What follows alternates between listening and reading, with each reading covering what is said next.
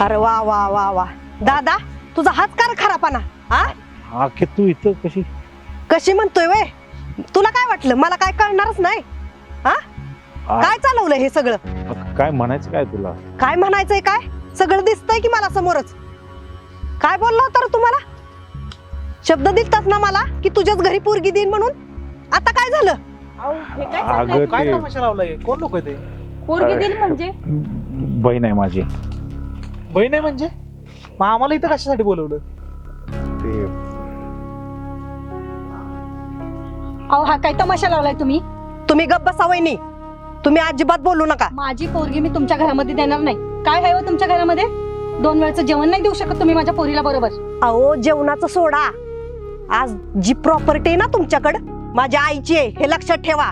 त्यात जर मी हिस्सा टाकला टाका बोलले ना तर बघा तुम्हाला पंतारोळी घेऊन इकडं तिकडं फिरावं लागल. हे लक्षात ठेवा. अहो तुमचं हे सगळं चाललं होतं तर आम्हाला कशाला बोलवलं? इकडं आमचा अपमान करायला आम्हाला बोलवलंय का?